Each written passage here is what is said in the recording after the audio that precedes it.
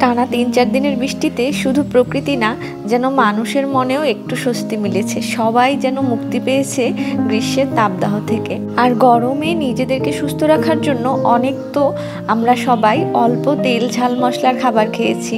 এবার যেন মন চাইছে একটু বিরিয়ানি, চিকেন কষা, ফুলকো লুচি, খিচুড়ি হলে মন্দ হয় না। আর সেই জন্যই দেখো সকাল সকাল উঠে পড়েছি, ভাবলাম কয়েকটা ফুলকো লুচি করে নেই। আর সেই জন্যই দেখো কিছুটা ময়দা নিয়ে নিয়েছি, তার মধ্যে পরিমাণ মতো লবণ দিয়ে একটু তেল দিয়ে ময়দাটাকে একটু ময়ান করে রেখে দেবো কিছুক্ষণের জন্য। তো সেই মতো দেখো সবটা করে নিচ্ছি।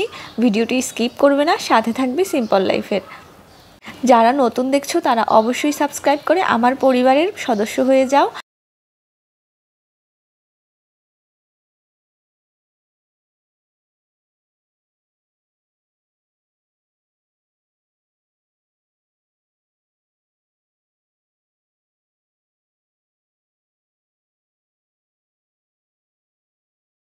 একটু একটু করে জল দিয়ে দিয়ে এইভাবে ময়দার ডোটা আমি তৈরি করে নিয়েছি।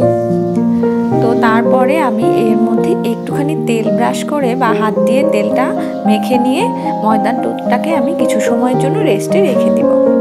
অনেকেই ফুলকো লুচিতে বেকিং পাউডার বা বেকিং সোডা দিয়ে থাকে, আমি কোনো কিছুই দেই না, তাতে আমার লুচি কিন্তু বেশ ভালোই ফোলে। তো দেখো 5-7 মিনিট পরে এসে আমি লুচির ময়ানটাকে আরও ভালোভাবে হাত দিয়ে চটকে নিচ্ছি। আর এর উপরই কিন্তু ডিপেন্ড করে লুচি কতটা ফুলবে বা নরম হবে। এবারে আমি এগুলোকে ছোট ছোট করে লেচি কেটে নিয়েছি। লেচিগুলোকে আমি এভাবে হাতের তালু দিয়ে সমান করে গোল করে নিব। আর আমি 5-6টা মতো একসাথে ভেজে নেব এখন, কারণ বাকিগুলো আমি অফ ক্যামেরা ভাজবো। আর এগুলো এখনই আমি আমার বরকে ভেজে দেব, ও খেয়ে অফিসে চলে যাবে। তো দেখো আমি এবারে লুচিগুলোকে বেলে নিব।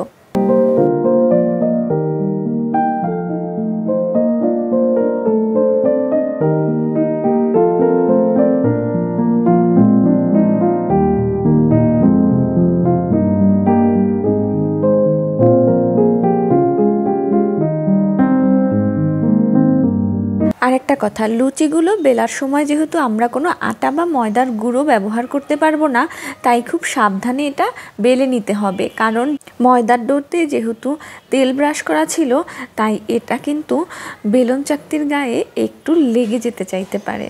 খুব বেশি ভারী না, আবার রুটির মতো অতটাও পাতলা না, এরকমভাবে আমি প্রত্যেকটা লুচি বেলে নিয়েছি। তোমরা ভিডিওতে অবশ্যই দেখে বুঝতে পেরেছো। আর কড়াইতে আমি দেখো তেল গরম হতে দিয়েছিলাম অনেকটা আগেই, সেটা ভিডিওতে স্কিপ হয়ে গিয়েছে। এবারে আমি ডুবো তেলে লুচিগুলোকে ভেজে নেব। আর এরকম একটা ঝাঁঝরা হাতা নিয়ে নিয়েছি, তেল থেকে ছেঁকে লুচিগুলোকে তুলতে সুবিধা হবে তাই।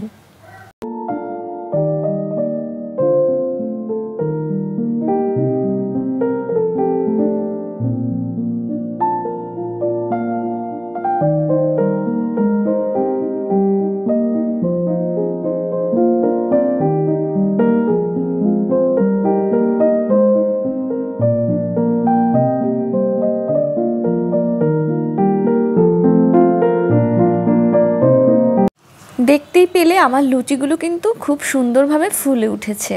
এর মধ্যে কিন্তু আমি কোনো ধরনের কোনো বেকিং পাউডার, সোডা কোনো কিছুই ইউজ করিনি।